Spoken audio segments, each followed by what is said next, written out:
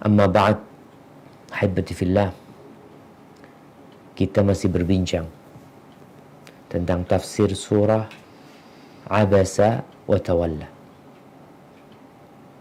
Kita sampai kepada penjelasan Allah Azza wa Jal bahwasanya semua yang Allah ciptakan dari berbagai sarana, mau itu biji-bijian, mau itu buah-buahan, mau itu keindahan yang kita lihat, mau itu rumput, mau itu sayuran yang tiap hari mungkin kita mengkonsumsinya. Orang Indonesia nggak lepas dari biji-bijian, dari beras. Hampir tiap hari biji-bijian itu ada di rumahnya. Kemudian sayuran, Masya Allah. Kalau kita bicara tentang bawang, hampir setiap rumah ada bawang. Kebutuhan yang sulit untuk dipisahkan memasak tanpa bawang. Apalagi kalau bicara tebu, yang kemudian jadi gula, lalu menemani kita di setiap kehidupan kita. Setiap hari ada gula. Apa kata Allah? Mata'an lakum wa li'an'amikum. Semua itu Allah yang menciptakan, Allah yang mengadakan. Sebagai apa? Sebagai kesenangan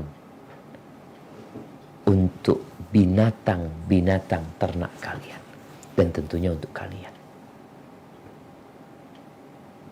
Terus sampai kapan kita akan menikmati fasilitas yang Allah berikan? Nggak lama. Kalau setiap pribadi itu beda-beda. Namun kalau bicara dunia ini, bumi yang kita tinggal di sana, yang banyak fasilitas yang dinikmati oleh manusia, nanti semua fasilitas itu akan hilang. Hilang semua.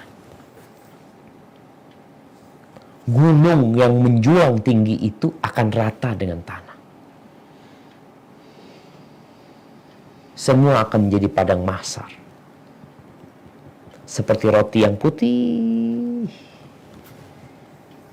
Tidak ada satupun kenangan di bumi itu yang mengatakan, ini dulu aku tinggal di sini, aku dulu kerja di tempat ini. Nggak ada lagi. Semua akan hancur. Oleh karena itu, setelah Allah menyebutkan tentang nikmat-nikmat yang Allah berikan, Allah kasih tahu bahwasanya hal itu akan berakhir. Akan ada tutup buku. Kalau kita lihat ada tempat yang menyenangkan, yang liburan di sana orang-orang, ada jamnya kau harus keluar. Kenapa? Tutup, tempatnya tutup. Bumi ini bakal tutup. Tutup untuk selama-lamanya. Ada tutup yang untuk kita, tatkala ajal menyebut kita. Tapi ada tutup yang untuk selama-lamanya. Di mana semua manusia yang hidup di atasnya udah gak bisa balik ke bumi. Udah gak ada buminya. Berubah. Yauma tubaddalul ardu ghairal ard was samawat. Bumi akan berubah tidak seperti yang kita ketahui. Barakallahu fiik. Nah, silakan dibaca firman Allah di ayat 33.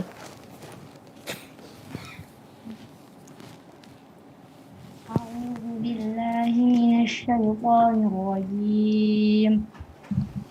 Fa idza ja'atis shaqqah yauma yafirrul mar'u min akhihi wa ummihi wa abihi wa sahibatihi wa banihi likulli imri'in minhum yawma idzin sya'nun yughnihi wujuhun yawma idzin musfirah dhahikatun mustabshirah wa wujuhun yawma idzin 'alaiha ghabarah tarhaquha qatarah ulaika humul kafaratul fajarah. Dan apabila datang suara yang memekakkan tiupan sangkakala yang kedua, pada hari ketika manusia lari dari saudaranya, dari ibu dan bapaknya, dari istri dan anak-anaknya, setiap orang dari mereka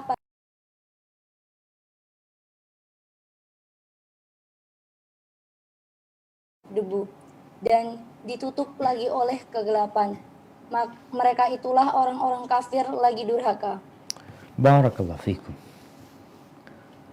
Hari itu akan tiba. Sebagian orang mungkin beranggapan, oh masih lama.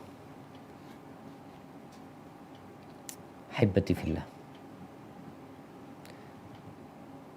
Kita nih pernah nggak merasakan tahun lalu kita masih di satu tempat. Kok tahu-tahu kita udah berubah tahun. Sepekan serasa sehari.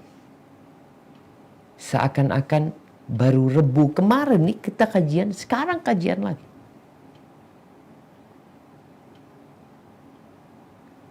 Orang-orang yang tidak beriman menganggapnya jauh. Padahal dia dekat. Kullu ma huwa atin qarib. Semua yang akan datang itu dekat.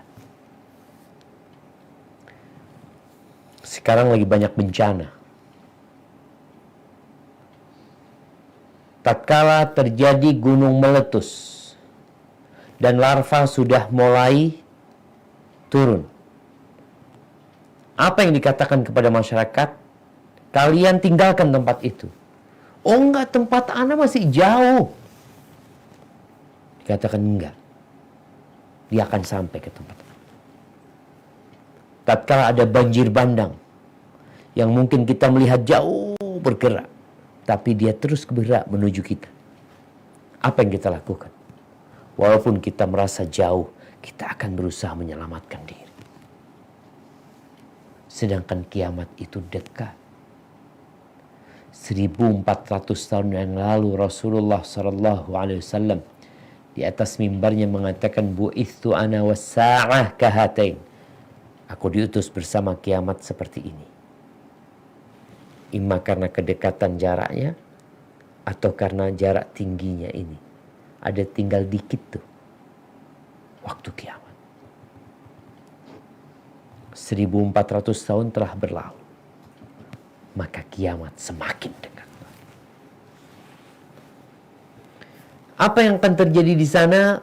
Sesuatu yang dalam pandangan kita gak mungkin kayaknya. Tapi itu terjadi. Coba kita baca tafsirnya. Ibnu Abbas mengatakan As-Sakhah adalah salah satu dari nama-nama hari kiamat yang diagungkan Allah dan selalu diperingatkan kepada hamba-hambanya. Ibnu Jarir mengatakan, bisa jadi ia merupakan nama bagi tiupan sangkakala. Barakallahu fikum. Ya, kalau kita bicara sakhah, inilah jamaah. Kenapa Quran ini nggak bisa diterjemahkan letter luck? Nggak dapet tuh di bahasa Indonesia.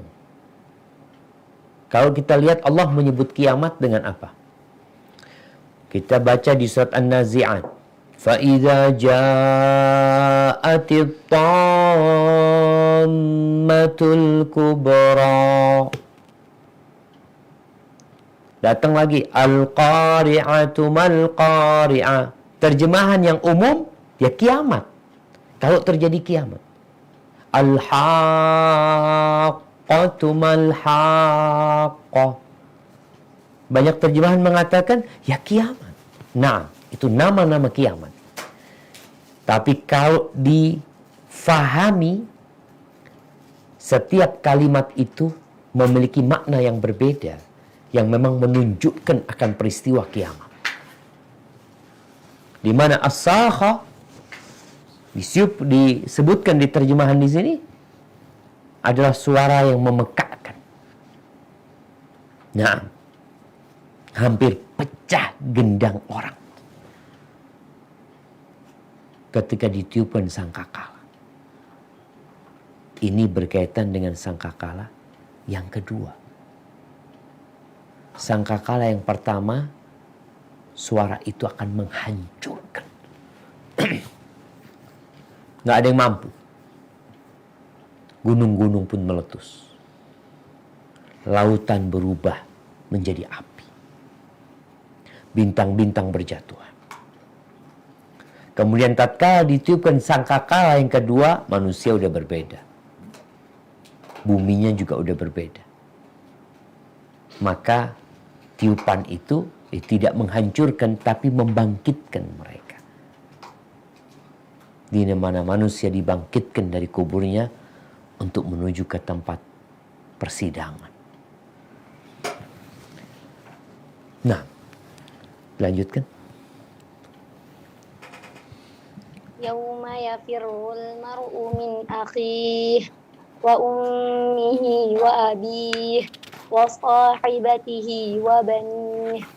Pada hari ketika manusia lari dari saudaranya, dari ibu dan bapaknya, dari istri dan anak-anaknya.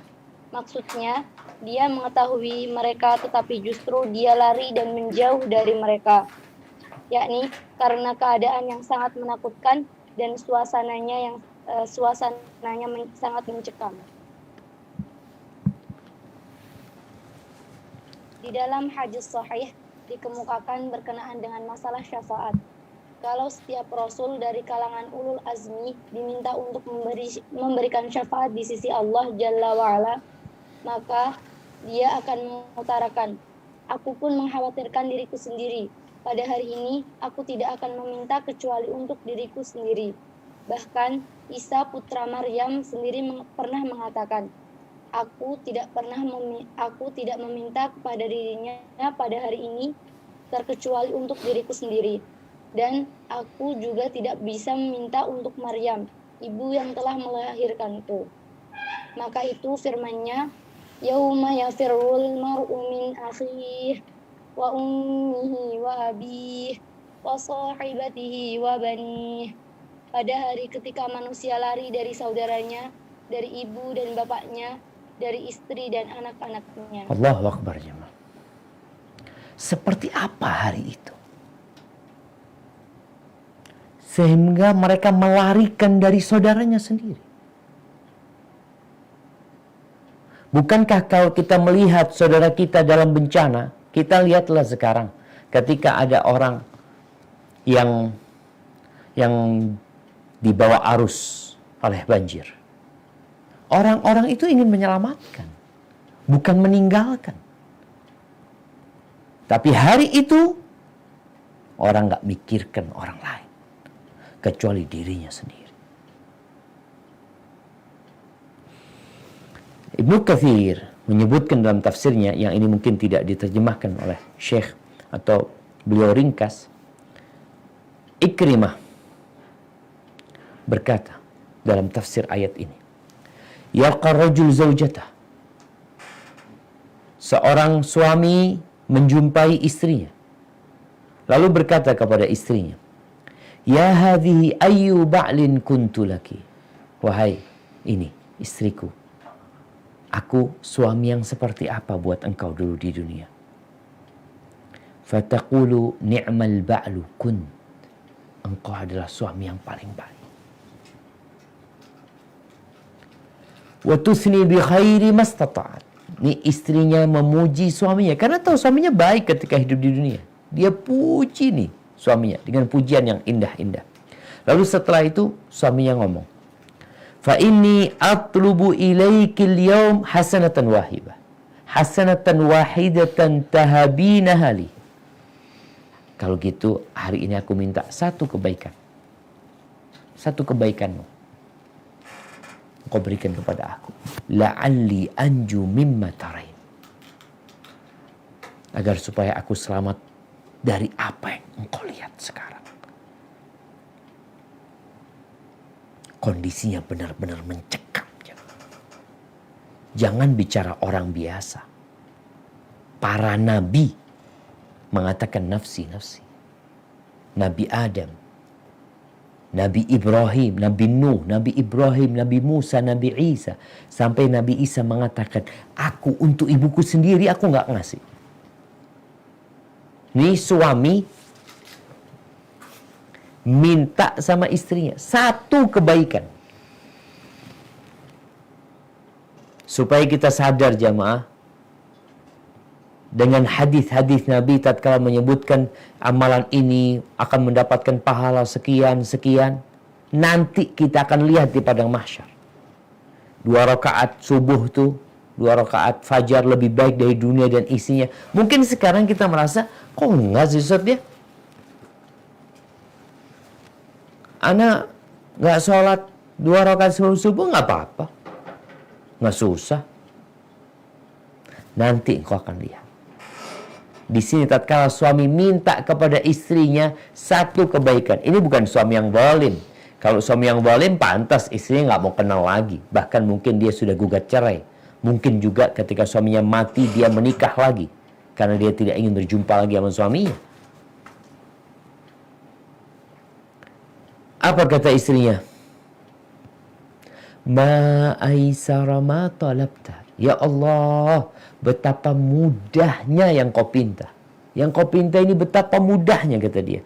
Walakinni la utiq an u'tiyaka syai'an.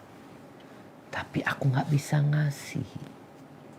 Yang diminta satu kebaikan. Bukan 5. Bukan 10. 1 kebaikan. Kata istrinya, yang kau pinta itu mudah sekali, cuma 1 yang kau pinta, tapi aku nggak bisa kasih.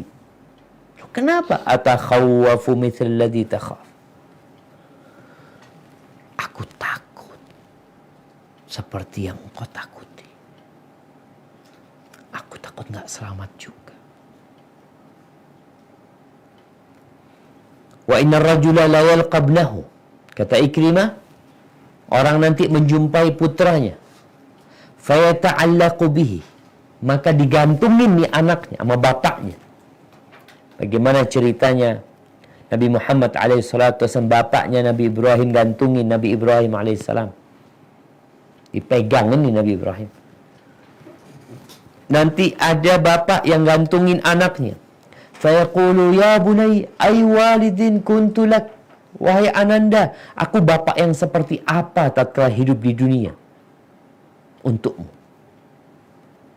Fayusni bi khair. Maka dipuji sama anaknya. Engkau bapak yang baik, bapak yang teladan, dipuji dengan berbagai pujian. Fayaqulu lahu ya bunayya. Lalu bapaknya mengatakan kepada anaknya, wahai ananda, inni ihtajtu ila mithqali dzarratin min hasanati. Aku minta seberat semut dari kebaikan. Seberat semut, jamaah. Bukan minta kebaikan seperti masjid, seperti umroh, seperti sodakoh. Minta seberat semut. 1 aja. Kasihkan kepada aku. La'alli anju biha mimma tara. Aku berharap bisa selamat dari apa yang kau lihat. Fayaqulu waladuhu. Anaknya mengatakan, ya abati ma aisara ma talabt. Wahai ayahanda, betapa ringannya permohonanmu. Walakinni atakhawwafu mithla alladhi tatakhawwaf. Tapi aku juga takut. Aku khawatir sebagaimana engkau khawatir. Maka aku nggak bisa ngasih. Subhanallah, coba. Nggak bisa ngasih. Yang ada mereka kabur dari saudaranya sendiri karena takut dimintain tadi, dimintain kebaikan. Dan kita tahu bagaimana detailnya timbangan pada hari kiamat. Faman ya'mal mithqala dzarratin khairan yarah. Maka barang siapa yang beramal seberat semut dari kebaikan, dia akan dapati. Tuh bapaknya minta sebesar itu, sama anaknya nggak dikasih. Padahal di dunia ini anak-anak berbakti sama bapaknya. Jangan bicara 1 juta. Mungkin dia kasih sama orang tuanya 10 juta. Mungkin dia kasih buat bapaknya 100 juta. Mungkin 1 miliar. Tapi hari kiamat, sebesar semut pun anaknya nggak mau kasih. Kondisinya berbeda. Semua takut. Karena detailnya timbangan nanti. Wa may ya'mal mithqala dzarratin syarran yarah. Kalau keburukan yang dikerjakan sebesar semut pun dia akan melihat. Karena inilah yang membuat orang-orang itu kabur. Dia takut dimintain tolong. Dia nggak mau ngasih. Karena dia juga nggak tahu aku selamat apa enggak. Nggak ada di sana yang bang, oh aman, ayah minta, ahlan wa sahlan. Aku kan orang soleh, ayah. Aku kan hafal Quran. Aku kan ustadz. Aku nggak ada itu jemaah. Para nabi aja. Mereka mengatakan hari ini aku hanya memikirkan nafsi. Diriku. Allah Azza wa Jalla berfirman di surat Luqman ayat 33. Silakan dibaca.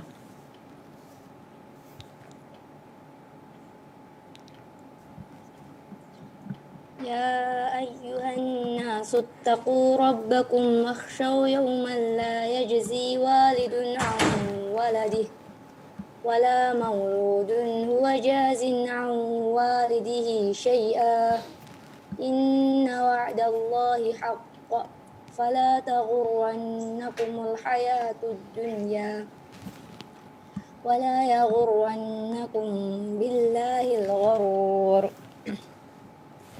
Wahai manusia, bertakwalah kepada Tuhanmu dan takutlah pada hari yang ketika itu seorang bapa tidak dapat menolong anaknya dan seorang anak tidak dapat pula menolong bapaknya sedikit pun. Sungguh, janji Allah pasti benar. Maka jangan sekali-kali kamu terperdaya oleh kehidupan dunia. Dan jangan sampai kamu terperdaya oleh penipu dalam menaati Allah. Barakallahu fikum. Allah ingatkan kita dengan hari kiamat ini, jemaah. Pada hari di mana bapak nggak bisa nolong anaknya, anak nggak bisa nolong bapak. Yang ada mereka kabur, nggak mau kenal. Afwan. Dimintain tolong, enggak. Satu kebaikan. Jangan satu, setengah enggak. Karena bisa jadi tatkala dia berikan satu amalannya, ternyata lebih berat keburukannya. Neraka nanti tempatnya. Dan bisa jadi tatkala satu kebaikan dia berikan kepada ayahnya, ternyata kebaikan dia sama dengan keburukannya. Nggak masuk surga juga dia nantinya. Dia menjadi ashabul a'raf. Allah berfirman tentang ashabul a'raf ini di surat Al-A'raf ayat 46. Coba dibaca.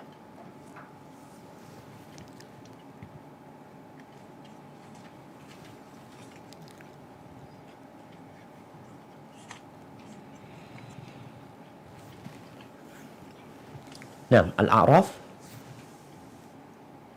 ayat 46.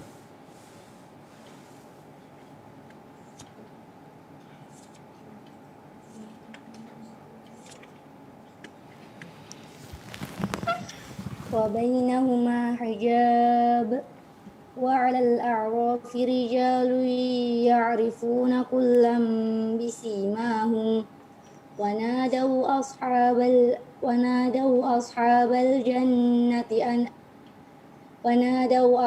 الجنة أن سلام عليكم لم يدخلوها وهم يطمعون. Tambah satu ayat lagi, 47. وإذا صرفت أبصارهم تلقاء أصحاب النار قالوا ربنا لا تجعلنا مع القوم الظالمين. Barakallahu fikum. Dan di antara keduanya penghuni surga dan neraka. Ada tabir dan di atas A'raf tempat yang tertinggi. Ada orang-orang yang saling mengenal, masing-masing dengan tanda-tandanya. Mereka menyeru penghuni surga, "Salamun alaikum, salam sejahtera bagimu." Mereka belum dapat masuk, tetapi mereka ingin segera masuk. Dan apabila pandangan mereka dialihkan ke arah penghuni neraka, mereka berkata, "Ya Tuhan kami, janganlah Engkau tempatkan kami bersama orang-orang zalim itu." Subhanallah jemaah. Potensi untuk menjadi ashabul a'raf ini mungkin buat orang yang punya banyak kebaikan. Maka dia kenapa nggak mau kasih? Takut jadi ashabul a'raf. Takut juga masuk neraka. Siapa ashabul a'raf? Yang mereka nggak masuk surga. Mereka berada di atas bangunan tinggi antara surga dan neraka. Kata Abdullah bin Abbas radhiyallahu anhuma, hum qaumun istawat hasanatuhum wa sayiatuhum. Mereka adalah orang-orang yang kebaikan dan keburukan mereka sama, ditimbang sama. Faqasarat bihim sayiatum anil jannah. Maka keburukan mereka membuat mereka nggak bisa masuk surga. Dan kebaikan mereka membuat mereka nggak masuk neraka. Tapi nggak bisa masuk surga. Namun pada akhirnya mereka berhenti di A'raf sana. Melihat neraka, melihat surga. Setelah itu Allah memaafkan mereka. Jadi inilah yang menyebabkan orang itu lari dan kabur. Ahibati fillah. Kenapa di ayat ini Allah memulai dengan lari dari saudaranya? Yang pertama, lari dari saudaranya. Kemudian ibunya. Kemudian bapaknya. Kemudian istri dan anak-anak. Para ulama berusaha untuk menyebutkan hikmah. Mereka menyebutkan lari yang disebutkan lari dari yang paling jauh. Saudara itu paling jauh menurut mereka. Ketika dikatakan lari dari yang paling dekat, berarti yang dari paling jauh pasti lari juga. Maka Allah menyebutkan yang paling jauh, setelah itu yang terdekat, dan yang terdekat lalu yang terdekat. Karena yang namanya saudara, ya sudahlah. Setelah menikah semua nafsi-nafsi sudah biasanya. Hidup masing-masing. Ini pendapat yang pertama. Dia tuh lari dari saudaranya. Lari juga dari bapaknya, dari ibunya lari dia. Terus dari bapaknya juga lari. Terus istrinya lari, dia nggak diurusin. Anak-anaknya yang paling dekat sama dia yang dikatakan anak itu adalah belahan jiwa, habis. Semua melarikan diri. Memikir nafsi-nafsi.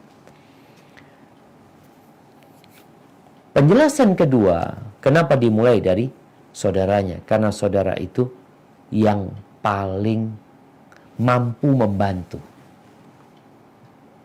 Bukan karena saudara paling dekat, tapi biasanya saudara itu paling mampu membantu. Kemudian juga secara interaksi kakak beradik ini biasanya dari sejak kecil ya. Mereka saling menolong lah. Adiknya ada yang mendolimin, kakaknya pasang badan ya. Itu biasa terjadi. Tapi pada hari itu, saudara yang paling bisa membantu ternyata nggak bisa bantu. Malah lari dari kita. Ibu yang menjadikan anaknya belahan jiwa. Yang kalau di dunia, Masya Allah, ibu ini mau mengorbankan apa yang dia miliki untuk anaknya. Sehingga sang anak punya kewajiban berbakti kan sama ibunya. Ada perasaan, tapi ini anak lari. Nggak ngurusin ibunya. Tadi bapaknya datang, ma'assalam, bapak, afwan, anak nggak bisa bantu. Istrinya, tempat tidurnya, ibu buat anak-anaknya yang selalu berkumpul untuk saling mendukung. Bagaimana istri mendukung suaminya, suami mendukung istrinya, bahkan kedekatan ini Allah gambarkan hunna libasul lakum wa antum libasul lahun. Istri-istri kalian itu pakaian buat kalian, kalian pakaian buat mereka. Hari kiamat nggak ada. Anak, bagaimana orang tua ini dengan anaknya yang ketika hidup di dunia dia bekerja, berusaha demi anaknya sekolah, demi anaknya kuliah, anaknya jadi orang soleh, tapi hari kiamat anaknya mengatakan, afwan pak, anak nggak bisa bantu. Anak juga mau minta tolong sama orang tuanya. Kalau di dunia, nih anak biasa telepon sama bapaknya, ayah, atau sama ibunya, dia mengatakan, ayah mau bayar kuliah. Siap, transfer ayahnya. Berapa nak? 5 juta, kirim 5 juta. Hari kiamat, bapaknya minta 1 kebaikan, nggak dikasih. Anaknya minta sama bapaknya, ayah engkau dulu di dunia Masya Allah, royal ngasih sama aku. Sekarang aku minta 1 kebaikan. Apa kata ayahnya? Nggak bisa aku bantu. Ini dimulai dari kakak, dari saudara, karena dia yang paling diharapkan bisa membantu. Atau karena dia yang paling jauh untuk menjelaskan kita itu dari saudara kita akan melarikan diri. Dari ibu kita, dari bapak kita, dari istri dan anak kita. Barakallahu fikum. Jamaah, ada hal yang menarik yang dibahas oleh para ulama. Kenapa di sini dimulai dengan saudara? Sedangkan di surat Ma'arij, coba dibuka, surat Al-Ma'arij. Ayat 11 sampai 14. Ketika berbicara di surat Ma'arij ini bicara tentang tebusan. Orang itu ingin menebus dirinya. Tidak dimulai dengan saudara, tapi dimulai dengan anak. Yang terakhir disebutkan di surat Abasa ini. Silakan dibaca.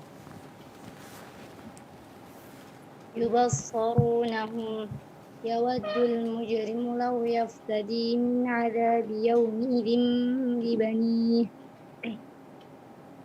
wa sahibatihi wa akhihi wa fasilatihi allati tu'wih wa man fil ardi jami'an thumma yunjih kalla innaha ladha nazza'atan lisyawa tad'u man adbara wa tawalla wa jama'a.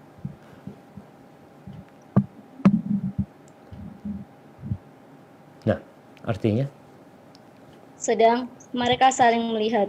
Pada hari itu, orang yang berdosa ingin sekiranya dia dapat menebus dirinya dari azab dengan anak-anaknya, dan istrinya dan saudaranya, dan keluarga yang melindunginya di dunia, dan orang-orang di bumi seluruhnya.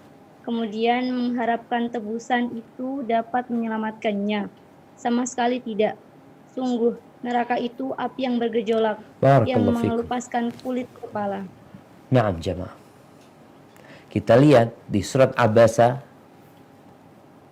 diakhiri dengan anak, kemudian istri, lalu saudara. Ada bapak sama ibu. Pada ayat tebusan nggak ada bapak sama ibu. Kenapa nggak ada bapak dan ibu? Nggak mungkin lah. Orang tua itu seharusnya kita hormati.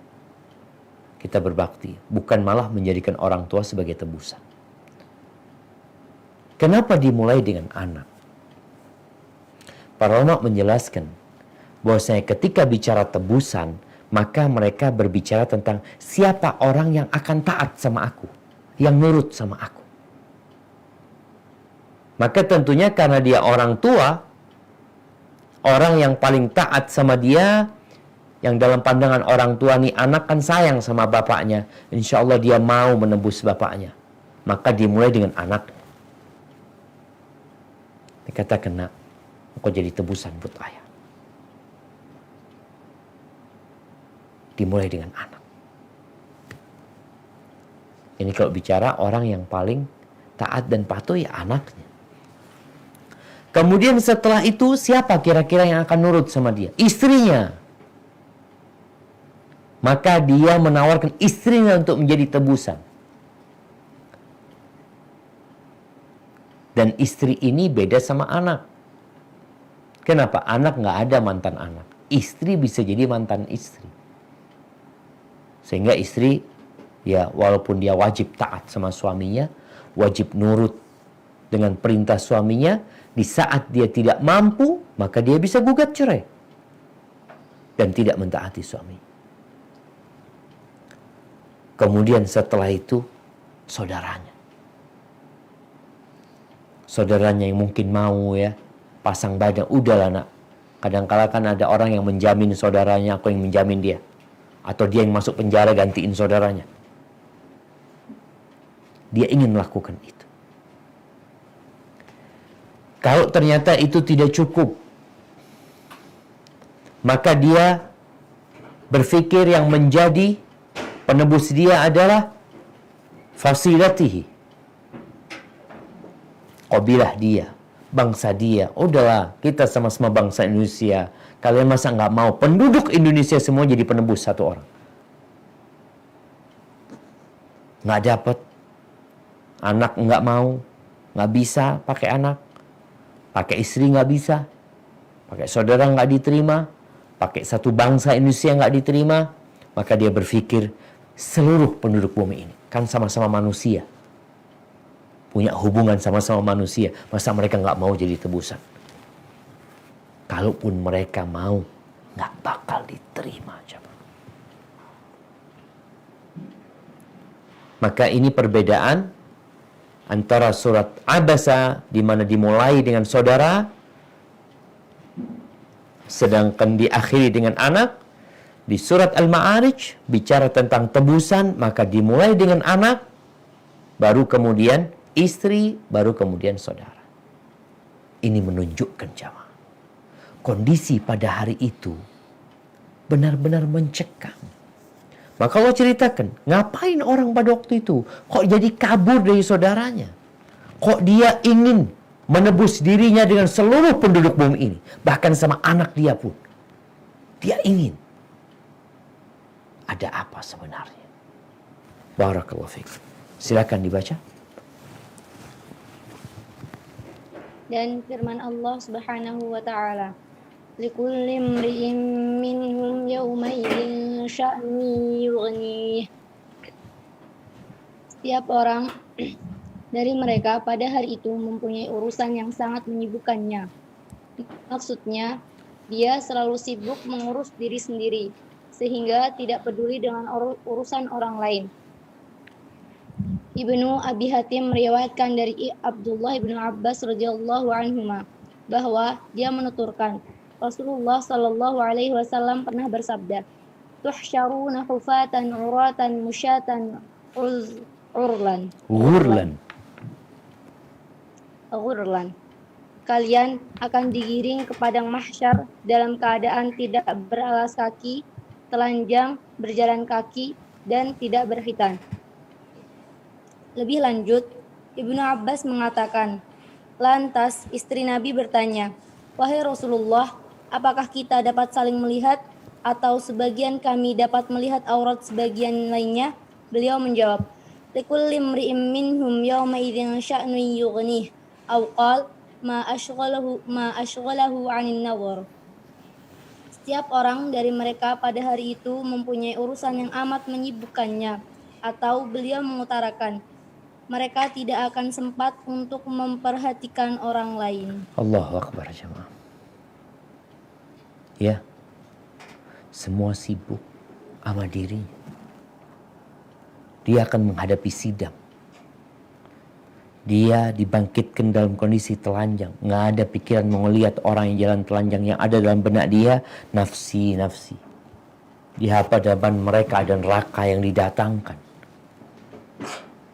Maka sampai Aisyah radhiyallahu taala anha mengatakan kepada Nabi alaihi salatu wasallam, "Ya Rasulullah, apakah kita akan saling mengenal nanti di padang mahsyar?" Maka beliau mengatakan, "Amma fi thalathati mawatin fala." Di 3 tempat enggak. Kapan? Indal mizan. Ketika ditimbangan, orang itu hanya mikirkan dirinya. Ada yang mau minta kebaikan, nggak ada dia pikirin mereka. Inda tatayuri suhuf, ketika rapot dibagikan. Wa inda sirat, dan ketika melewatin sirat. Di selain itu masih ingat. Makanya ada bapak yang datang jumpain anaknya.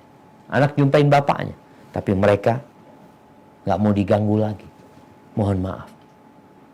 Engkau orang baik tapi kalau minta kebaikan nggak bisa jemaah. Kenapa? Sekarang inilah kita hidup di dunia. Waktunya beramal.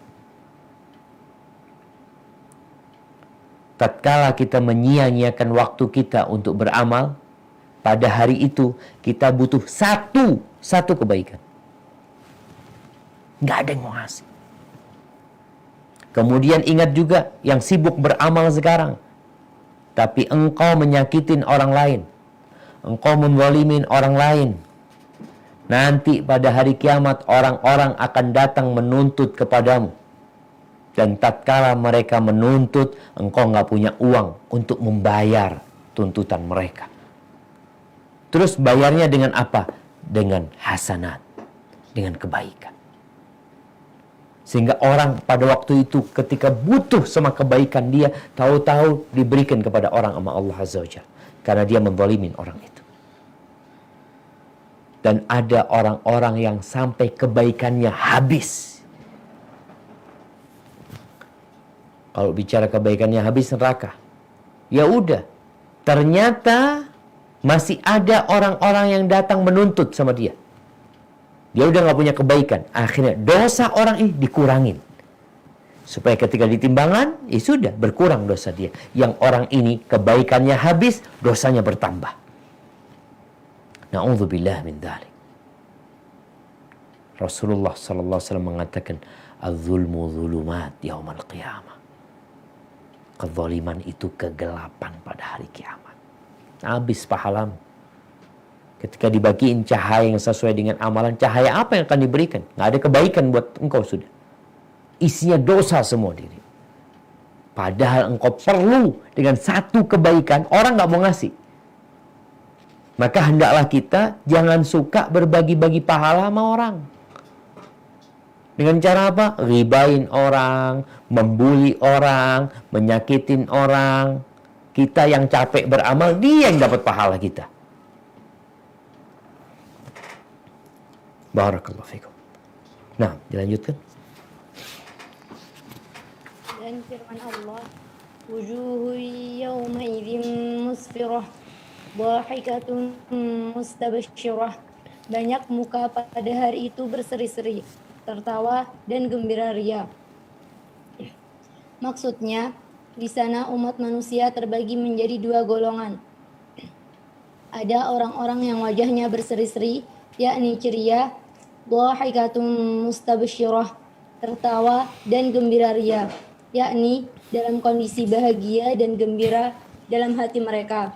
Dan di wajah mereka tampak keceriaan.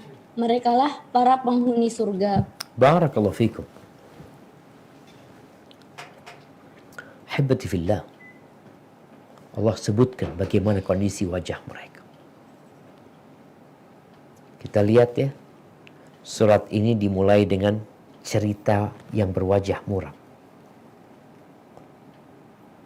Lalu Allah tutup dengan dua kondisi wajah. Yang satu wajah yang berseri-seri. Mereka adalah wajahnya orang-orang beriman.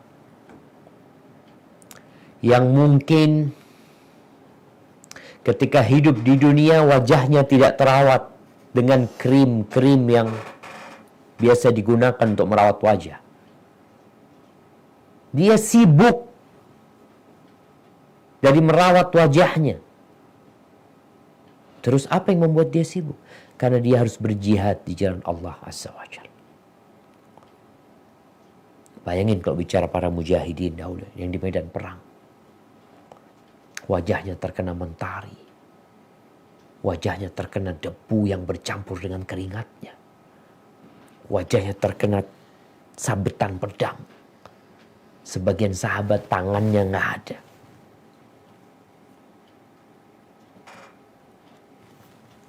Abdullah bin Ummi Maktum yang diceritakan di awal surat ini, bagaimana dia meninggal dunia. Dia meninggal dunia di tengah-tengah medan perang Qadisiyah. dia pegang. Itu yang namanya bendera. Dan dia tidak bergerak. Wajahnya penuh dengan debu, penuh dengan apa. Dan dia kemudian tewas. Semoga Allah Azza wa Jalla memberikan ganti buat beliau. Wajah yang penuh keceriaan. Maka kita nih yang hidup penuh dengan keceriaan. Coba lihatlah. Ini bukan waktunya berceria. Ini waktunya berlelah. Lelah gitu. Bangun malam. Beribadah. Tapi kan gak apa-apa Ustaz kita mau bersenang-senang. Gak apa-apa. Tapi jangan lupa. Ini belum waktunya kita bersenang-senang. Nanti ini disebutkan. Dhahikah, mereka tertawa. Gembira dia. Ketika hidup di dunia, Rasulullah sallallahu alaihi wasallam mengatakan, "Lau ta'lamuna ma a'lam, la dhahiktum qalilan wa la bakaitum katsiran." Kalau kalian mengetahui apa yang aku ketahui, niscaya kalian di dunia ini akan sedikit tertawa dan banyak menangis. Terus kapan waktu tertawa sebenarnya? Nanti. Ada waktunya. Jadi kalau bicara lelah beragama, Ustaz agama ini kok repot Ustaz ya, itu gak boleh, ini gak boleh. Iya. Waktunya repot kita sekarang. Waktunya sibuk. Waktunya ya gak tidur malam. Waktunya puasa. Bagaimana umat Islam di bulan Ramadan. Tatkala orang-orang kafir menikmati makanan yang muslim menahan diri. Ya. Belum waktunya kita tertawa ria. Nanti ada waktu. Baik, itu kelompok yang pertama. Terus kelompok yang kedua, bagaimana kondisi wajah mereka? Allah sebutkan. Nah, silahkan. ووجوه يومئذ عليها غبرة ترهقها قترة. Dan banyak pula muka pada hari itu tertutup debu dan ditutup lagi oleh kegelapan, yakni mereka diliputi dan dipenuhi oleh kegelapan atau warna hitam pekat. Dan firman-Nya, ulaika humul kafaratul fajarah. Mereka itulah orang-orang kafir lagi durhaka, yakni kufur dalam hati mereka dan durhaka dalam amal perbuatan mereka. Barakallahu fikum. Ini ada orang-orang yang paling takut kena debu wajahnya. Kena matahari takut. Sampai di dunia ini manusia takut kena matahari. Mereka bikin krim sunblock. Dia bikin tuh supaya nggak berdebu. Kalau dia habis keluar rumah, masuk rumah, dia rawat wajahnya. Dia cuci. Ada krim siang, malam, pagi, dia pakai. Emangnya nggak boleh Ustaz? Boleh. Engkau rawat wajahmu boleh. Tapi rawat juga hatinya. Karena kegelapan hati itu nanti yang akan naik ke wajah. Akan penuh dengan debu. Dan engkau tidak akan bisa mencari pembersih untuk debu di wajahmu. Karena munculnya bukan dari debu yang di luar. Ada kegelapan, ada flek-flek mungkin di wajahmu. Hitam wajahmu. Engkau gak bisa memperbaiki juga. Gak ada alat untuk membersihkan wajahmu. Kenapa? Karena gelapnya wajahmu disebabkan hati. Dari dalam. Maka apa yang diceritakan di sini itu menjadi cemeti peringatan buat kita. Antum mau jadi yang wajahnya putih berseri-seri atau mau jadi yang wajahnya hitam gelap penuh dengan debu.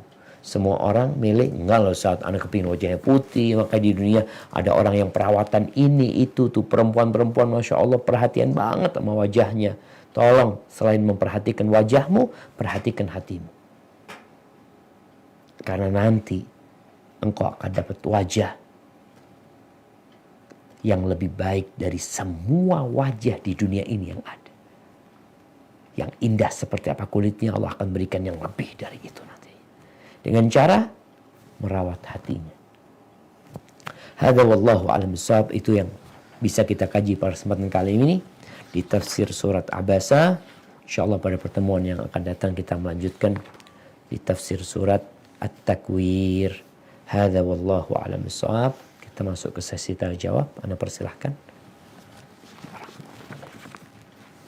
Assalamualaikum warahmatullahi wabarakatuh, Ustaz. Waalaikumsalam warahmatullahi wabarakatuh. Naam, tafadhal. Ya, Ustaz, di halaman 281 ada hadis kalian akan digiring ke padang mahsyar dalam keadaan tidak beralas kaki, telanjang, berjalan kaki dan tidak berkhitan. Untuk tidak berkhitan ini, Ustaz, apakah ada penjelasannya, Ustaz, atau maksudnya seperti apa, Ustaz? Naam, dia tidak berkhitan. Kita tahu seperti bayi yang lahir. Bayi yang lahir kemaluannya terbungkus. Itu makna ghurlan. Jadi mereka benar-benar ya seperti lahir dulu itu. Keluar dari kuburan itu lengkap semua anggota tubuhnya. Nggak ada yang berkurang. Karena khitan itu melalui proses di dunia di mana orang itu dikhitan. Sedangkan yang baru lahir ini menunjukkan lahir manusia itu dilahirkan kembali sebenarnya. Seperti bagaimana dia lahir dulu, tubuh dia itu sempurna. Ini juga menunjukkan kekuasaan Allah Azza wa Jal. Bahwasanya Allah benar-benar membangkitkan, mengembalikan kita ke bagaimana wujud asal kita. Itu makna ghurlan. Seperti itu. Atau yang ditanyakan mungkin berkaitan dengan para wanita. Gimana para wanita? Apakah disunat apa enggak, Ustaz? Nah, Ummu Nadia. Secara umum sih, Ustaz. Tapi secara umum kayak gitu. Jadi akan kembali seperti asalnya. Seperti bagaimana dia lahir itu. Cuma dalam kondisi dia dewasa, tapi belum disunat. Barakallahu fiik. Jadi hikmahnya maksudnya suci gitu ya, Ustaz ya? Bukan suci, seperti asalnya dia. Jadi anggota tubuhnya itu sempurna seperti Allah menciptakan dia. Soalnya kalau disunatkan usaha ada apa namanya? Ada usaha manusia. Sunat itu mengurangi anggota tubuh manusia. Daging kulitnya itu dipotong, nanti enggak. Ini dibangkitkannya seperti itu untuk menunjukkan kekuasaan Allah dan kebesarannya untuk mengembalikan manusia seperti tatkala dia lahir. Barakallahu fiik. Ya, Ustaz. Ada yang bertanya langsung, Ustaz. Bu Lili Tafadoli. Assalamualaikum Ustaz. Waalaikumsalam warahmatullahi wabarakatuh. Barakallahu fiik. Naam, tafadhali. Mau bertanya Ustadz, saya kan punya kakak kan disabilitas keterbelakangan mental, jadi dia tidak menjalankan kewajiban sebagai seorang muslim. Nah, apakah dia akan juga merasakan proses yang tadi diceritakan yang hari kiamat tersebut, Ustadz? Sama satu lagi, mama saya kan selalu mengajarkan doa untuk orang tua sama kakak saya, jadi kakak saya bisa gitu. Tapi itu nyampe nggak ya Ustadz ke ayah rahimahullah? Kakak yang berkebutuhan khusus ini? Iya. Artinya dia kemudian bisa berdoa gitu?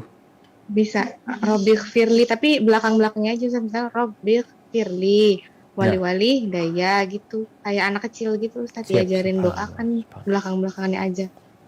Dia sekarang kakak saya umur 30 tahun. Subhanallah. Nah, jemaah. Iya. Kita tahu bahwasanya rufi'al qalam an thalath. Pena malaikat itu diangkat dari 3 orang.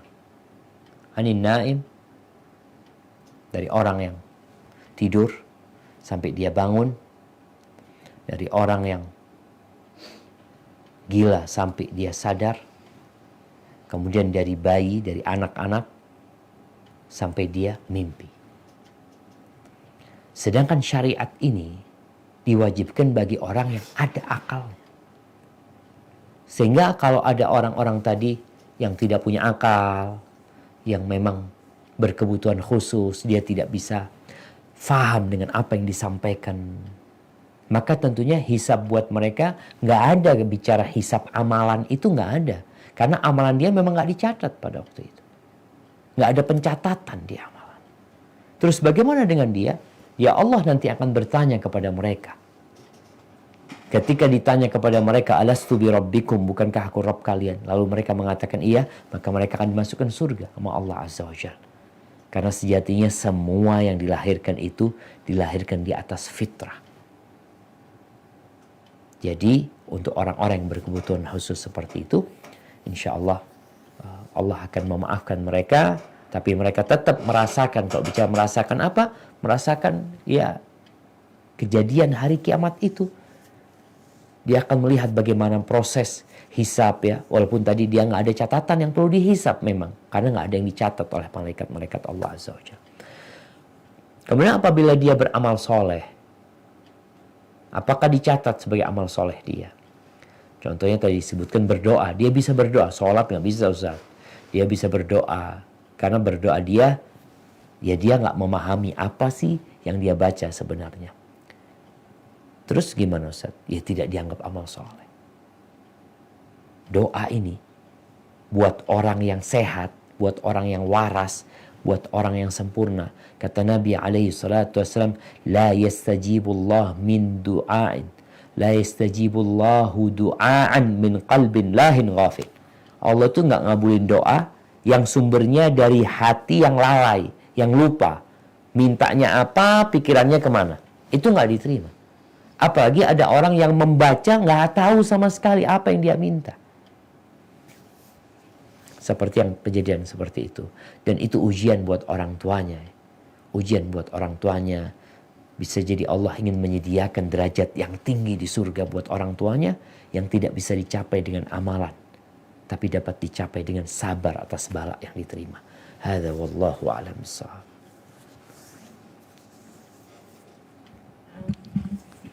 Baca pertanyaan yang masuk ya Ustaz. Nah. Assalamualaikum warahmatullahi wabarakatuh. Waalaikumsalam warahmatullahi wabarakatuh. Ustadz, tadi Ustadz mengatakan ada ashabul a'raf yang kebaikan dan keburukan mereka sama, yang tidak juga masuk neraka dan tidak juga masuk surga. Berapa lama mereka berada di ashabul a'raf dan adakah sidang lagi untuk mereka? Jazakallah khairan. Barakallahu fikum. Naam jemaah. Subhanallah, cerita ashabul a'raf ini Allah ceritakan atau Allah abadikan di dalam surat Al-A'raf. Suratnya namanya surat Al-A'raf. Kalau kita ngeliat sampai ayat 49, tadi kita baca ke ayat 47 ya. Di ayat 49 Allah ceritakan prosesnya nih, bagaimana ashabul a'raf ketika ngelihat penghuni surga, mereka kepingin masuk surga, tapi mereka nggak bisa karena amalannya nggak cukup untuk masuk surga. Ketika mereka melihat penghuni neraka, mereka berdoa, ya Allah jangan jadikan kami bersama orang-orang yang zalim. Ini sebagai azab juga buat mereka. Ketika mereka melihat penghuni neraka, kan tersiksa batin mereka.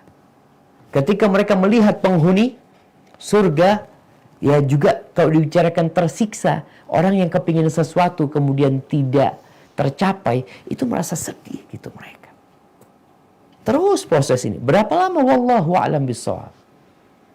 Berapa lama? Tapi pada akhirnya, di ayat 49, Allah Azza wa Jalla mengatakan kepada ashabul a'raf ini, udkhulul jannah. Silahkan kalian masuk surga. La khaufun alaikum wa la antum tahzanun.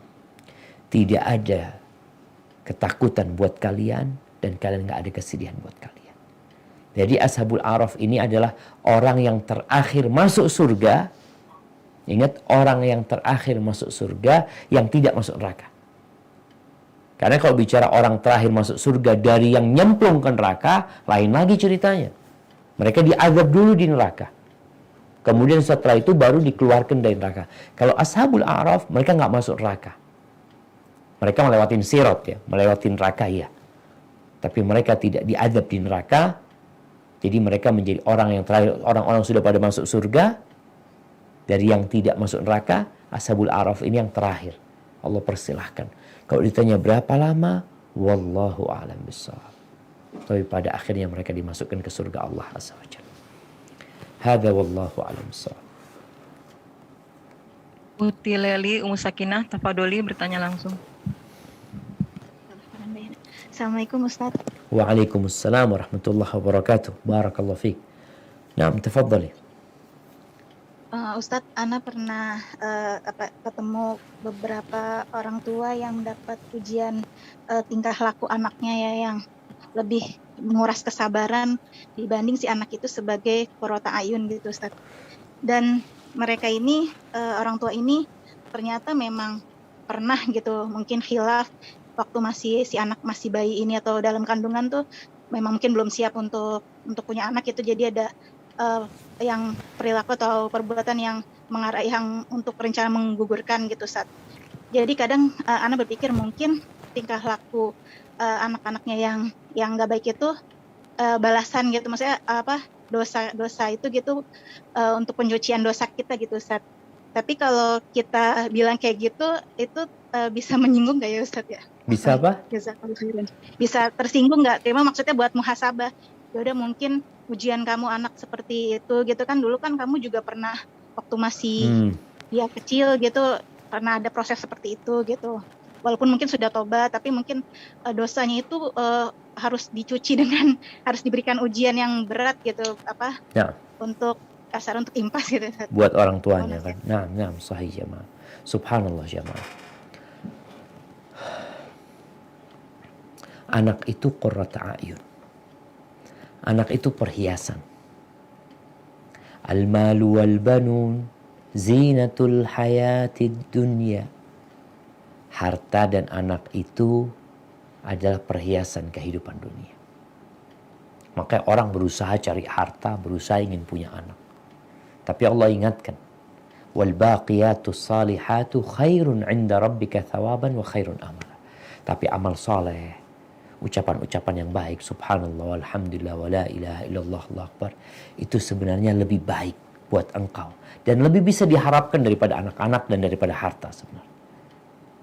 Nah, kembali kepada pertanyaan, apakah bisa jadi itu balasan buat orang tuanya yang pernah tidak menginginkan kehadiran itu anak, sampai ada usaha untuk menggugurkan? Artinya orang tua pernah berbuat dosa kepada anaknya. Padahal kita disuruh berbuat baik sama anak kita. Bahkan sebelum anak itu lahir pun kita disuruh berbuat baik. Ini orang tua sudah nggak baik sama anaknya ketika anak itu belum lahir. Dengan apa? Dengan tadi keinginan untuk menggugurkan anaknya. Artinya dia tidak terima dengan apa yang Allah berikan kepada dia. Ini termasuk dosa besar ketika kita nggak terima dengan takdir Allah Azza wa Jalla. Maka kalau sekarang kondisinya dia tersiksa sama anak-anaknya, maka hendaklah orang tua bertobat kepada Allah Azza wa Jalla, minta maaf. Mungkin tobatmu dulu nggak nasuha, atau bisa jadi ada orang tua yang nggak pernah tobat juga.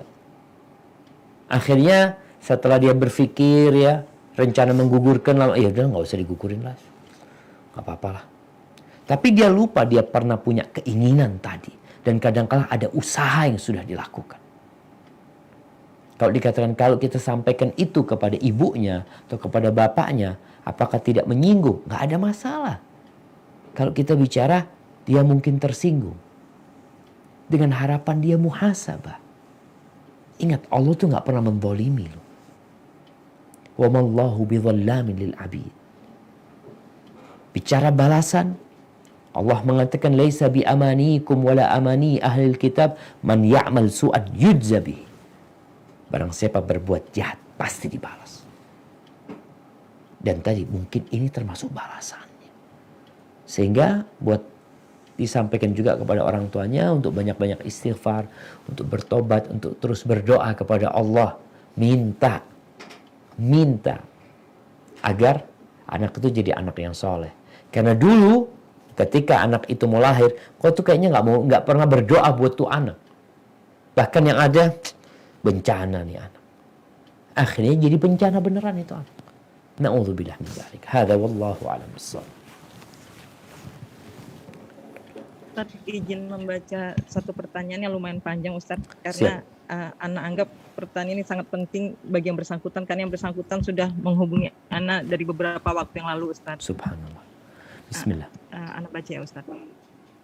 Assalamualaikum warahmatullahi wabarakatuh. Waalaikumsalam warahmatullahi wabarakatuh. Mohon nasihatnya Ustadz. Saya menikah sudah 1,5 tahun. Saya 36, suami 3 tahun lebih muda. Suami saya selingkuh. Saya memberitahu ibu suami, ini perselingkuhan kedua. Suami bilang, Bu, ini hal biasa sama teman. Saya memberitahukan mama saya. Mama saya datang, suami diam dan tidak minta maaf.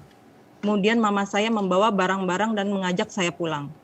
Apakah perselingkuhan ini terjadi karena kesalahan saya, Ustadz? Apakah salah memberitahukan hal ini pada orang tua?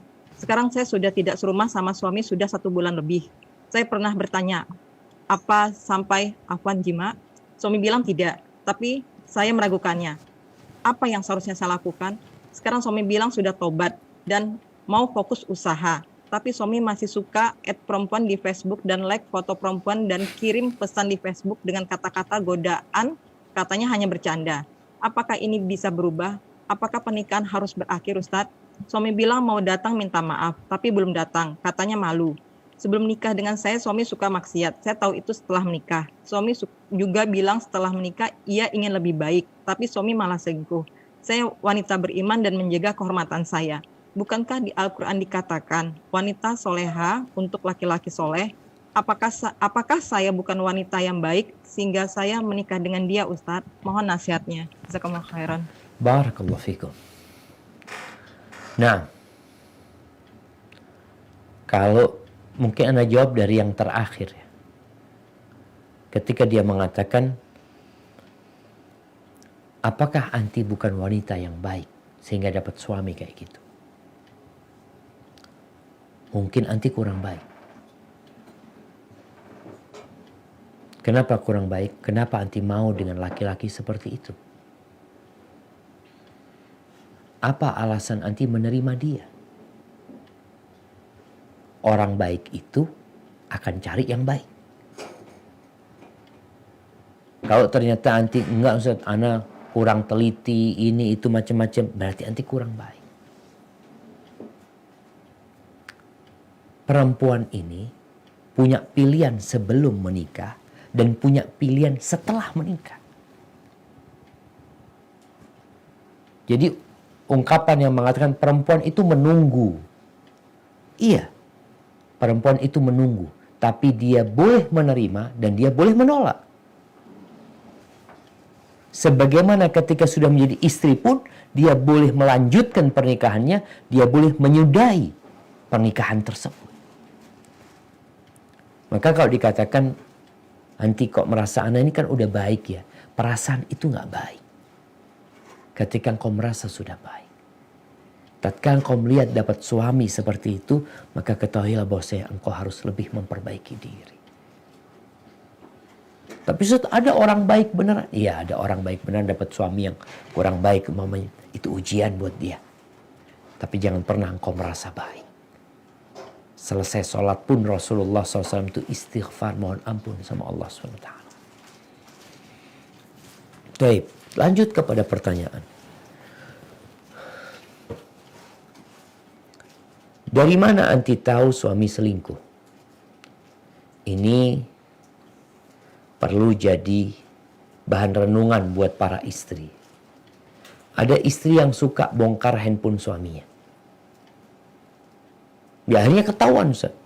Ya. Tapi mencari-cari kesalahan itu nggak boleh. Kalau bongkar handphone untuk mencari-cari kesalahan. Ada apa sih? Handphonenya suami mungkin dia ada chat sama perempuan ini itu. Nggak boleh. Kata Nabi SAW, man tatabba'a awrata akhi tatabba Allah awrata. Barang siapa yang mencari-cari kesalahan saudaranya, maka Allah akan cari-cari kesalahan dia. Ingat, kita semua punya kesalahan. Baik, sekarang Ustaz, udah terjadi. Udah ketahuan suami selingkuh dan dia mengakui. Apa yang sebenarnya harus dilakukan? Ya dikasih nasihat. Kita itu saling memberikan nasihat. Wa tawassaw bil haq wa tawassaw bis sabr. Tanyakan kepada suami, apa sih yang mendorongmu selingkuh? Apakah engkau nggak takut sama Allah Azza wa Jalla? Iman bicara. Apakah engkau selingkuh karena aku tidak memberikan pelayanan? Yang pertama, ingatkan kepada Allah, lalu ingatkan kepada dirimu sebagai seorang istri yang punya hak dan punya kewajiban. Ini dalam rangka memperbaiki suami. Dan biasanya mereka berbuat dosa karena lemahnya iman dan kesempatan berbuat dosa kadang-kala ada di depan dia. Kemudian kalau tadi anti mendatangkan orang tua, nggak apa-apa sebenarnya. Orang tua itu bukan intervensi di rumah tangga anak, tapi orang tua itu berusaha untuk mendamaikan anaknya. Allah Azza wa Jalla mengatakan, fab'athu hakaman min ahlihi wa hakaman min ahliha. Kirim utusan dari pihak laki-laki, utusan dari pihak perempuan untuk duduk menyelesaikan urusan ini. Hanya saja yang Ana lihat, pulangnya anti, keluarnya anti, dibawa sama ibu, itu sepertinya nggak tepat dalam urusan agama. Karena kalau sudah dipisahkan, berat untuk balik. Dan ibu nggak punya hak untuk memisahkan anti sama suami anti. Tapi kalau sudah ada kesepakatan, ya sudah kayaknya nggak bisa dilanjutkan, ya udah, nggak usah lanjutin, pulang nanti nggak ada masalah. Urusan gugat cerai dilayangkan nantinya. Ketika memang tidak ada kesepakatan untuk jadi lebih baik suami. Sekarang suami nggak mau datang. Anti ingin balik nggak sama suami? Kalau ingin balik sama suami, bismillah, anti yang balik. Ustaz, bukan suami yang datang, anti yang balik. Karena anti yang meninggalkan suami. Kalau suami yang meninggalkan istrinya di rumah mertua, maka suami yang jemput. Tapi kalau istri yang kabur dari rumahnya, maka istri yang balik. Kalau bicara suami bisa berubah nggak? Bisa berubah. Kalau ada keinginan dan bimbingan dari Allah Azza wa Jalla.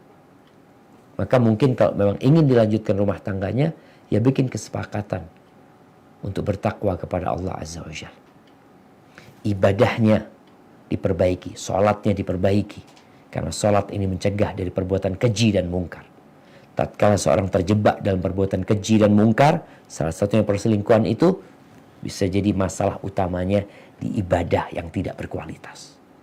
Anti perbaiki ibadahnya dengan harapan dia jadi lebih baik nantinya.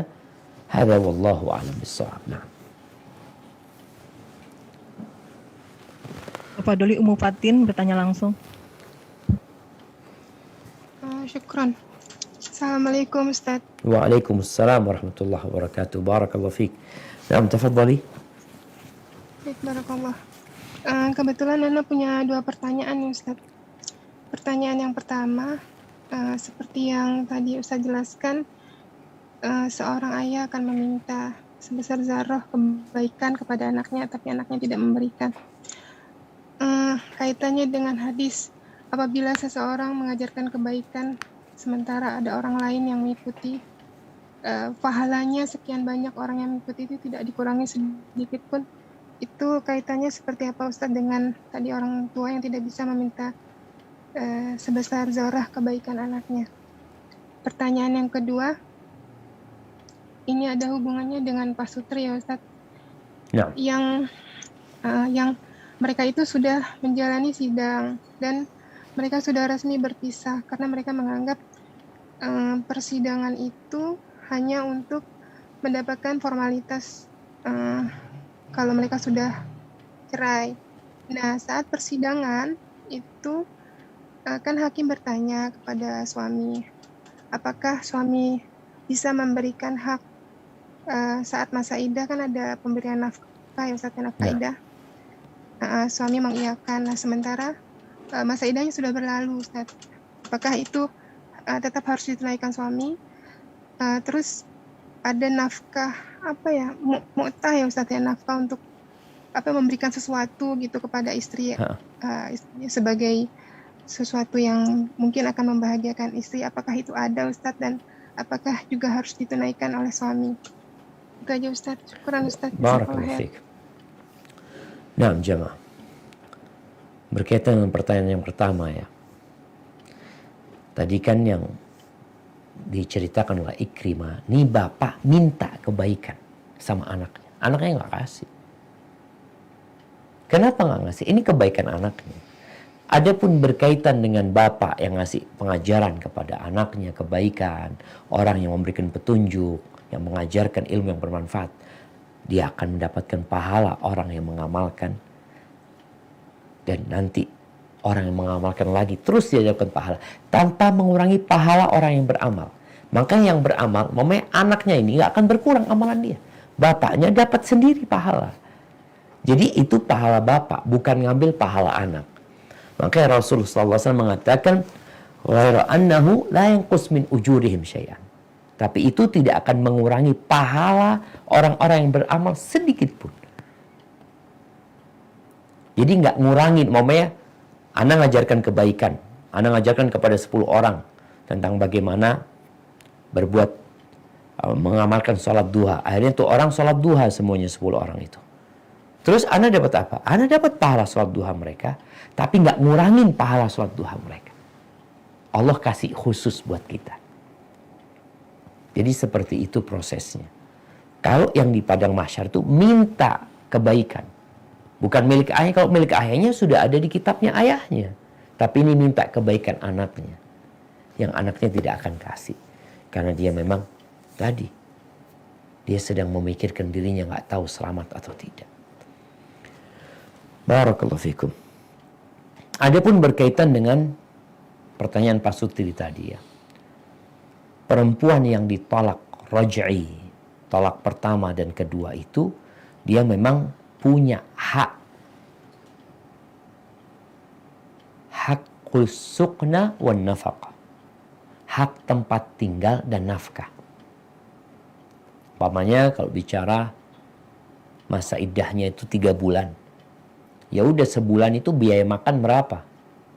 Oh, biaya makan sebulan itu 2 juta kali 3 bulan. 6 juta berarti. Hak tempat tinggal di tempatnya suami. Kadangkala mungkin rumahnya kecil ini itu atau terjadi kesepakatan sang istri izin untuk keluar. Dan suami mengizinkan umpamanya untuk tinggal di rumah orang tuanya. Dikasih hak tempat tinggal berapa juga. Jadi ada hak seperti itu. Atau kalau memang sudah tinggal di tempat orang tuanya, tinggal dikasih hak nafkah buat itu perempuan dalam masa iddahnya.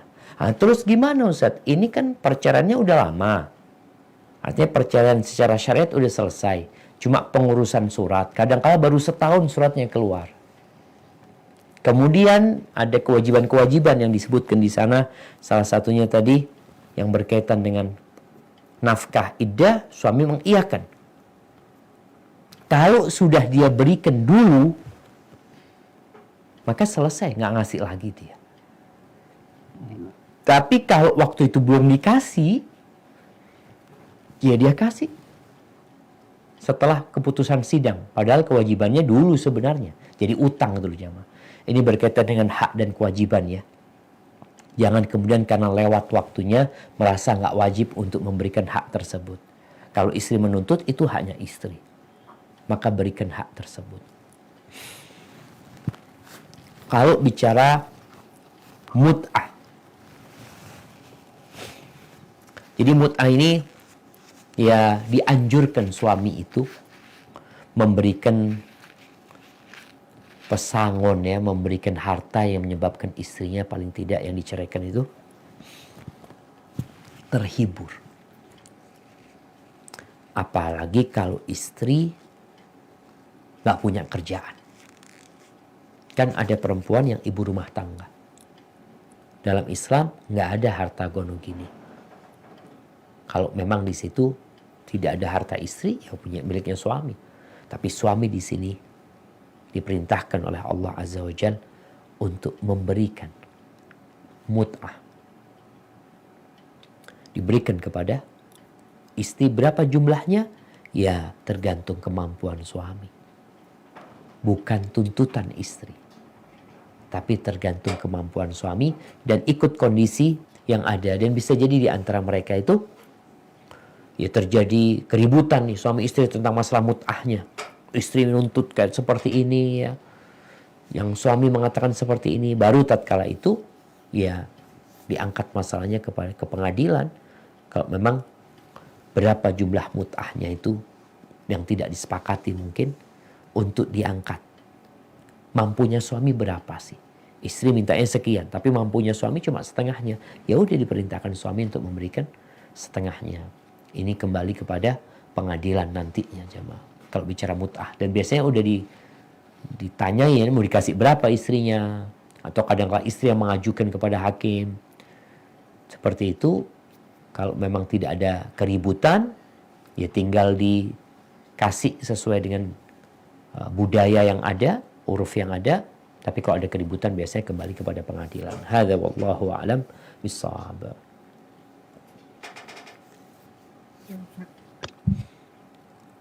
Baca pertanyaan masuk lagi Ustaz. Berkaitan dengan pernikahan Ustaz dan perceraian Ustaz.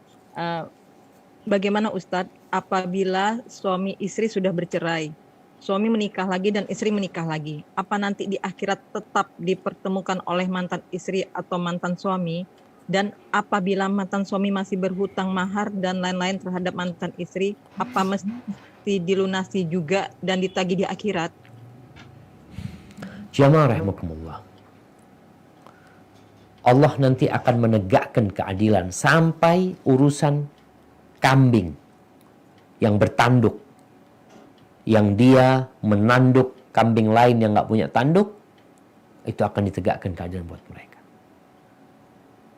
Kalau bicara tentang suami istri yang sudah berpisah, mereka sama-sama sudah menikah kembali, akan ditegakkan keadilan kalau ternyata sang mantan suami ini pernah menzalimin istrinya dulu. Ada hak istri yang tidak diberikan. Mahar tadi umpamanya, nafkah yang tidak diberikan. Maka nanti sang istri bisa menuntut mantan suaminya pada hari akhir. Dia orang lain tapi punya hak-hak. Ada kewajiban-kewajiban yang harus dia lakukan, yang dia tidak kerjakan, maka akan dituntut kelak pada hari kiamat. Jadi yang jelas persidangan itu benar-benar akan menegakkan keadilan dan semua akan merasakan keadilan. Anak nuntut bapaknya bisa. Bapaknya tidak mengajarkan kebaikan kepada anak. Bapak nuntut anaknya juga bisa terjadi. Maka di mana Rasul SAW menyuruh kita sebelum meninggal dunia itu untuk minta maaf, untuk minta dihalalkan. Kadang-kala istri merasa suaminya punya utang sama dia. Istri juga lupa dulu pernah ngambil barangnya suami, hartanya suami, tanpa izin suami, padahal suaminya nggak bakhil umpamanya. Maka itu pun akan dipertanyakan pada hari kiamat nanti. Maka sebelum kematian datang, hendaklah kita minta dihalalkan. Hadza wallahu a'lam bissawab.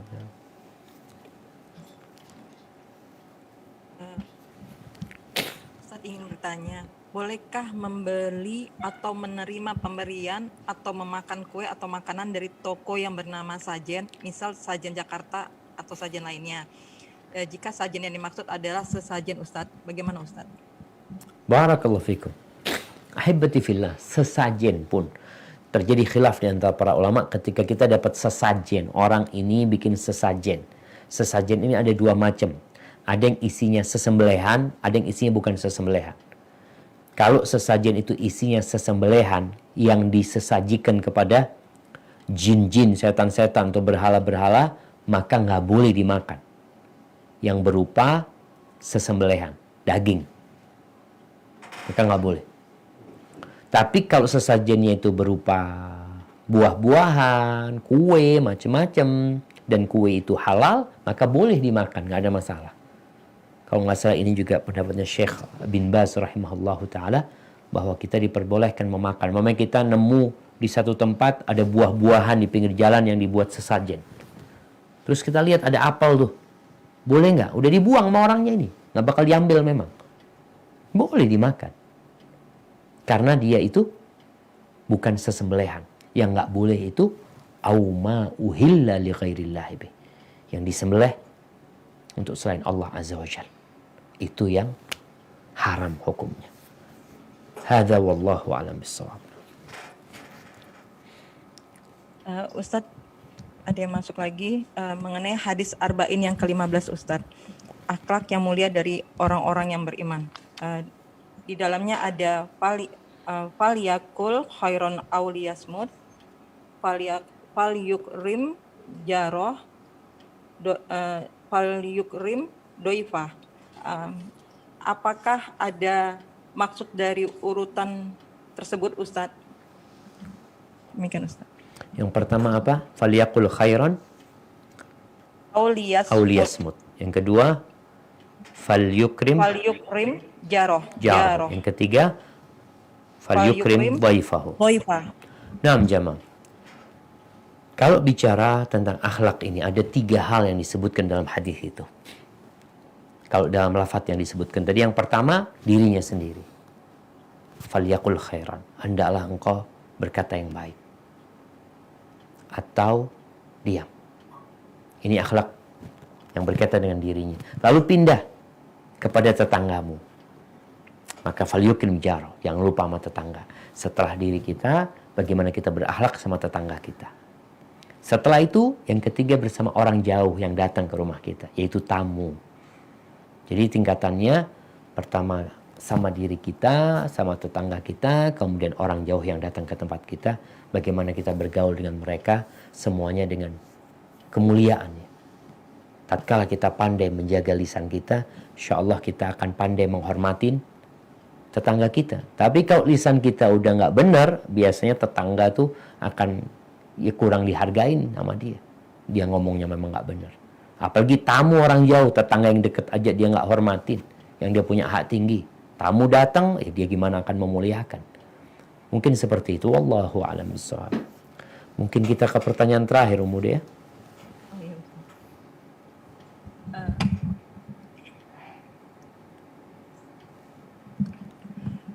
Atau udah habis pertanyaannya? Masih banyak Ustadz, jadi sampai bingung milihnya Ustadz, Masya Allah. Assalamualaikum Ustadz. Semoga Ustadz dan keluarga dan tim selalu diberi kesehatan dan keberkahan oleh Allah Subhanahu wa Ta'ala. Allahumma amin. Ana ingin bertanya, bagaimana cara menumbuhkan rasa takut dan cinta di dalam diri kita kepada Allah agar setiap kita melakukan kemaksiatan selalu teringat akan azab Allah dan tidak menganggap remeh dosa kecil maupun besar, dan bagaimana cara menumbuhkan rasa cinta kepada Rasulullah Sallallahu Alaihi Wasallam, Ustaz? Barakallahu fiik. Jamaah rahimakumullah. Kalau bicara bagaimana kita menumbuhkan rasa cinta kepada Allah Azza wa Jalla, maka dengan membaca ayat-ayat ciptaan Allah. Ini yang pertama. Engkau lihat tuh ciptaan Allah. Betapa indahnya. Yang menunjukkan betapa baiknya Allah Azza wa Jalla. Subhanallah jemaah. Hari ini Ana melihat kejadian yang buat Ana ya Masya Allah. Ana masuk ke kamar mandi. Ana lihat ada kupu. Kupu kecil sekali nempel di temboknya. Ya Allah. Indahnya kupu ini. Padahal mungkin kita sering lihat kupu ya. Kita sering lihat kupu. Tapi hati kita nggak merenungkannya. Tapi ada saat-saat ya kita ngelihat jadi merenungkan. Itu yang akan menambah keimanan kita dan kecintaan kita kepada Allah Azza wa Jalla. Ketika antum melihat laut, melihat apa saja, melihat gunung, melihat di situ ada tanda-tanda kebesaran Allah yang membuat kita jadi takut juga sama Allah nantinya. Kemudian membaca ayat-ayat yang Allah turunkan, baca Al-Quranul Karim, itu akan menumbuhkan cinta dan takut. Makanya Rasul SAW kalau baca Quran itu, kalau lewat ayat adab, beliau berlindung. Kalau lewat ayat rahmat, beliau meminta. Jadi senantiasa berada di antara harapan dan rasa takut. Baina raja'ul khawf. Maka baca Al-Quran Karim. Kemudian yang ketiga, berilmu. Belajar. Dengan kebenaran-kebenaran yang Allah turunkan. Apa kewajiban-kewajiban kita? Apa larangan-larangan Allah? Kita tuh jemaah, kalau bicara takut ya. Orang kenapa naik motor nggak pakai helm? Karena dalam pandangannya nggak ada polisi. Tapi kalau dia tahu ada polisi, nggak jadi dia. Dia akan pakai helm. Maka bagaimana kita menghadirkan hal itu dengan mengetahui perintah Allah dan larangannya. Dan Allah bisa saja mengadab kita kapan dia mau. Yang terakhir diamalin. Diamalkan kebenaran tadi. Itu yang akan menguatkan keimanan kita. Rasa cinta dan rasa takut kita kepada Allah Azza wa Jalla. Dan kemudian berdoa. Agar dapat cinta Allah. Minta sama Allah Azza wa Jalla. Allahumma habib ilaina al-iman wa zayyinhu fi qulubina. Ya Allah, cintakan kepada kami iman dan hiasi iman itu di hati kami. Wa karrih ilaina al-kufra wal fusuqa wal isyan waj'alna minar rasyidin. Dan bencikan kepada kami kekafiran, kefasikan dan dosa-dosa semuanya. Dan jadikan kami orang yang mendapatkan petunjuk. Minta sama Allah Azza wa Jalla. Kemudian bagaimana menumbuhkan cinta kepada Rasul SAW? Tak kenal maka tak sayang. Antum kenali Rasul SAW. Antum akan cinta. Sebagaimana kalau kita kenal sama Allah, kita akan cinta sama Allah. Kalau antum kenal sama Nabi SAW, antum akan cinta sama Rasul SAW. Dan kemudian berbanyak salawat kepada Nabi SAW. Itu sebagai tanda cinta dan menumbuhkan cinta. InsyaAllah siang hari ini kita ada kajian tentang perjalanan hidup Nabi SAW, sirah Nabi atau ringkasan